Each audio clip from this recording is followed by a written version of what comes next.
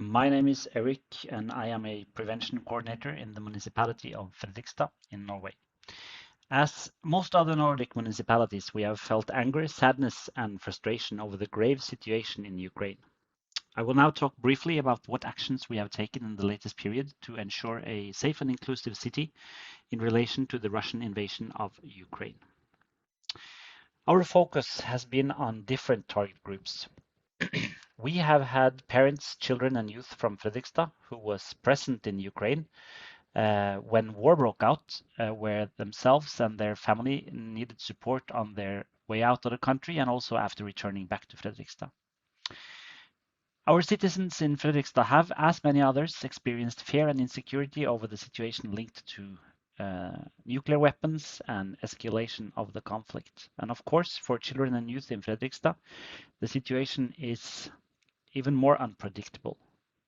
They have limited knowledge about the situation. They are to some extent relying on social media for updates, and they are exposed to both images and video depicting war scenes, and they also need responsible adults around them to fill in the blanks and help them to interpret the situation, which could be difficult for us.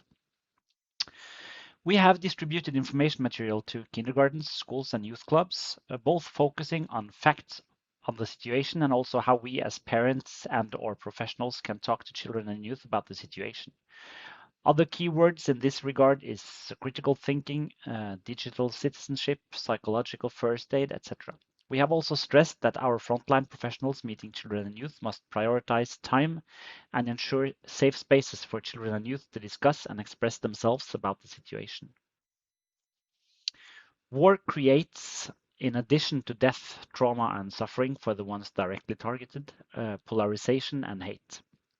We have Russian and Ukrainian pupils and employees in our municipality, in our schools and institutions, and we have been working to create a safe environment for all. This has meant to openly discuss the fact that Russians as a group has no responsibility for the invasion, and that we have to coexist in schools and workplaces even if we disagree on politics and such. This also to prevent hatred and discrimination towards Russian inhabitants and children, which we have seen some examples of in Norway.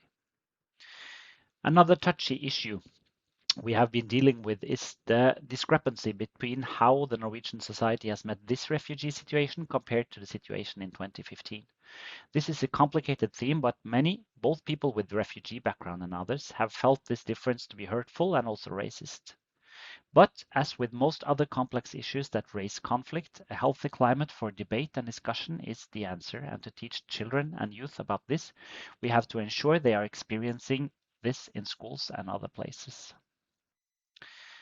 The last weeks, we have also been preparing for welcoming Ukrainian refugees as most municipalities in Norway and in other Nordic countries. This means ensuring systems on state, regional, and local level to receive refugees, performing health checks, vaccination, psychosocial support, preparing kindergartens, schools, and health institutions, cooperating with volunteers and humanitarian organizations, and so on.